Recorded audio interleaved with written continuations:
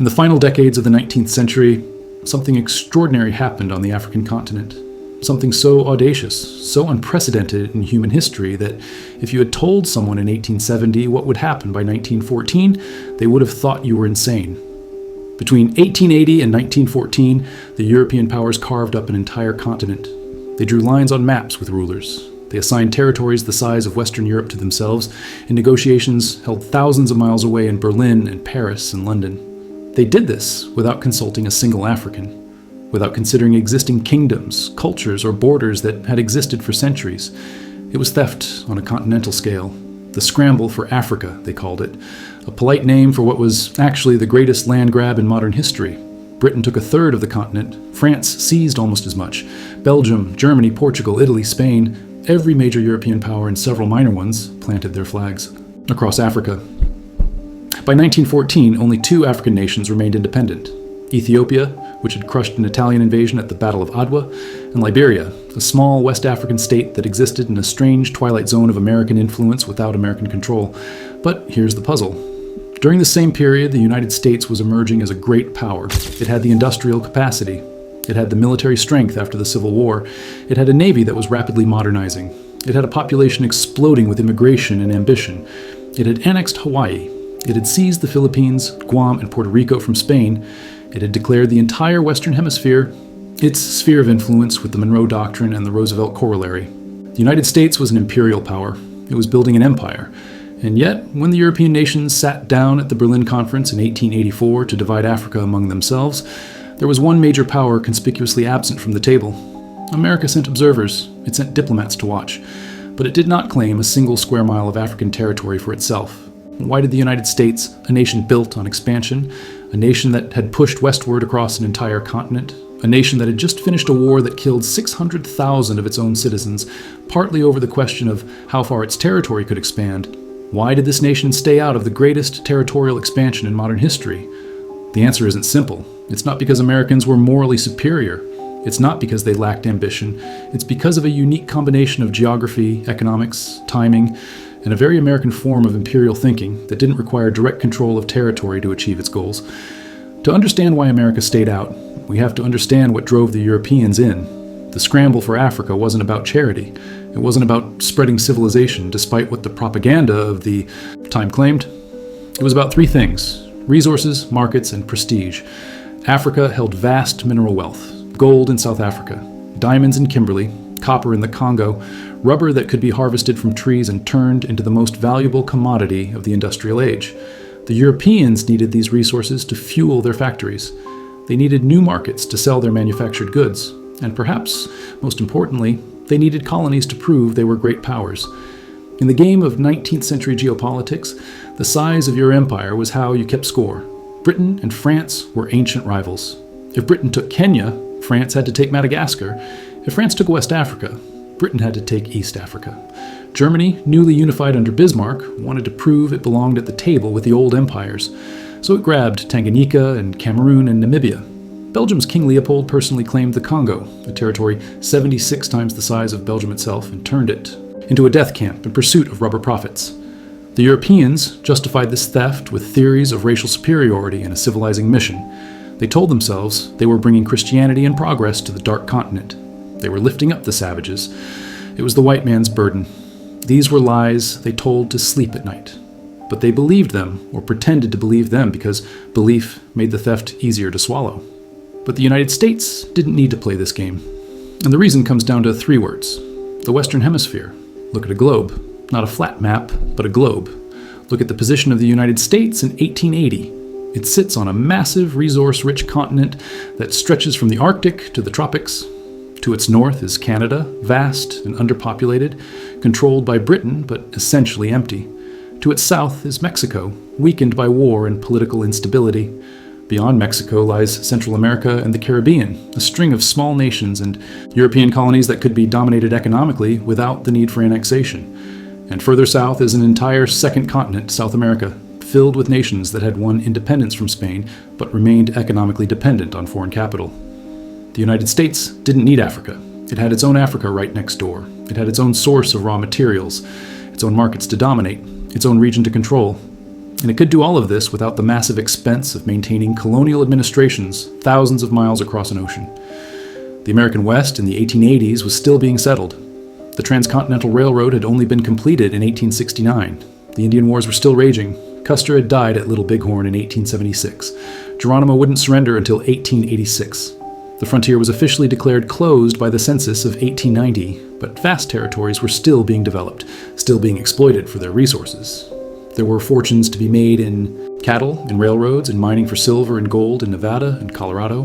Why would an American industrialist invest in a gold mine in the Transvaal when there was gold in California and the Yukon? Why ship manufactured goods to Lagos when you could ship them to Buenos Aires or Mexico City without crossing an ocean? Why fight African kingdoms for territory when you could dominate Latin American economies through loans and trade agreements?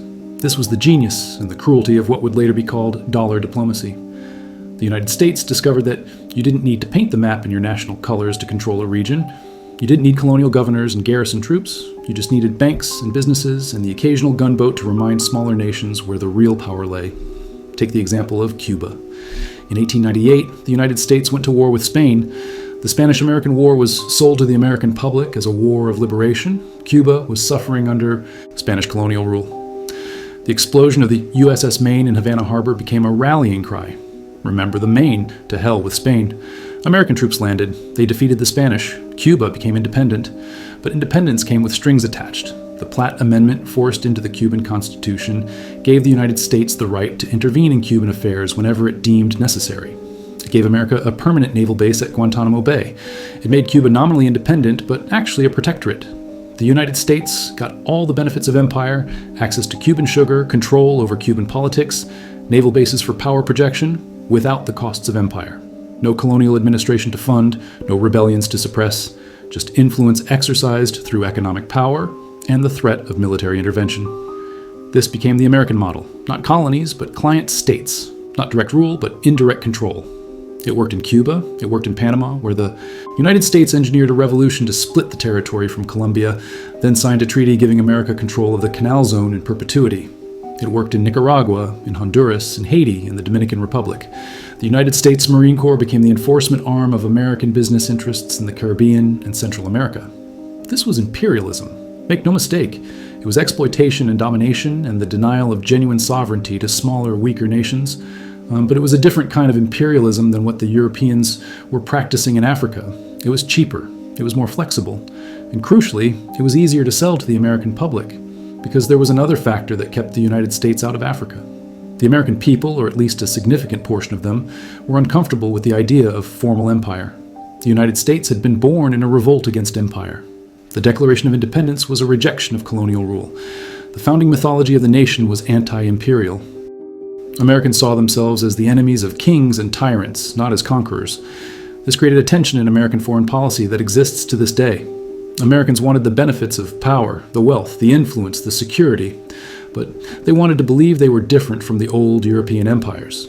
They wanted to believe they were spreading democracy and freedom, not oppressing foreign peoples. Formal colonies in Africa would have shattered that illusion. It would have required the United States to acknowledge openly that it was doing exactly what Britain and France were doing, that it was conquering foreign peoples and ruling them without their consent, that it was an empire.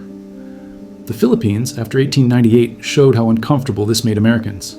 When the United States defeated Spain, it took control of the Philippines. Filipino revolutionaries who had been fighting Spain expected independence. Instead, they got a new colonial master. They rebelled. The Philippine-American War lasted 3 years and killed hundreds of thousands of Filipinos. American troops committed atrocities. Concentration camps were used. Villages were burned. The war crimes were reported in American newspapers. And a significant anti-imperialist movement emerged in the United States, led by Mark Twain and other prominent figures, arguing that empire betrayed American values. The Philippines was a public relations disaster. It created domestic opposition to further territorial acquisitions. It made politicians wary of annexing more distant territories filled with non-white populations who would resist American rule. If taking one archipelago in Asia had caused this much trouble, why would America want to repeat the experience in Africa? But there was also a racial component that cannot be ignored. The United States in the late 19th century was a deeply racist nation. Jim Crow laws were being enacted across the South. The Supreme Court had ruled in Plessy versus Ferguson that separate but equal was constitutional. African Americans were being systematically disenfranchised, terrorized by lynch mobs, and excluded from economic opportunity. Many white Americans did not want to incorporate more black and brown people into their nation, even as colonial subjects. They feared that taking colonies in Africa would require eventually extending some form of citizenship or political rights to millions of Africans. They feared racial mixing. They feared that colonial administration would require sending white Americans to live among African populations. The racist logic that justified Jim Crow at home also argued against formal colonization abroad. There were American voices that wanted African colonies. Senator Henry Cabot Lodge argued that the United States should take territory in Africa to keep up with the European powers. Theodore Roosevelt believed in American expansion and thought the United States should take its place among the imperial nations. Business interests saw potential profits in African resources. But these voices never gained enough political support to overcome the combination of factors working against African colonization. The cost-benefit analysis didn't work. The public relations problems were too severe. The racism that made empire attractive to some Americans made it unattractive to others who didn't want more non-white populations under the American flag. So the United States stayed out. It sent representatives to the Berlin Conference, but only to ensure that if European powers were going to divide Africa, they would at least respect free trade in the Congo Basin. It was a merchant's interest, not a conqueror's. America wanted access to African markets without the burden of African colonies. And this decision, this absence from the scramble for Africa, shaped the 20th century in ways that are still unfolding. The United States emerged from World War II as the dominant global power. It inherited a world where the European empires were dying. Britain and France were bankrupted by war. Their colonies were demanding independence. And the United States, because it had not colonized Africa, could position itself as the champion of decolonization. It was hypocritical, of course. The United States had its own empire in all but name. It had overthrown governments in Latin America. It had supported dictators who served American interests. But because it had not formally colonized Africa, it could tell African nations seeking independence that America was on their side, that America opposed European colonialism, that the United States represented a different path. This gave America enormous soft power during the Cold War. When the Soviet Union tried to make inroads in Africa by supporting liberation movements and newly independent governments, the United States could counter that it, too, opposed colonialism, that it had never held African colonies, that it believed in self-determination. The fact that American businesses and intelligence agencies were deeply involved in African affairs, supporting coups and propping up friendly dictators, was easier to obscure because there had never been formal American colonies to point to. The legacy of the scramble for Africa still haunts the continent. The borders drawn in Berlin divided ethnic groups and forced ancient rivals to share nations. The extraction of resources enriched European capitals while leaving African nations impoverished.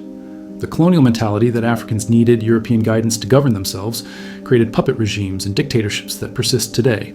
The theft of wealth was so total that even now, decades after independence, African nations struggle to build economies not dependent on exporting raw materials to the same countries that once colonized them. And the United States, by staying out of the formal scramble, by choosing a different form of empire, managed to avoid the most visible stains of colonialism while still benefiting from a global economic system built on the exploitation of African resources and labor. American companies mine African minerals. American consumers use products made from African raw materials.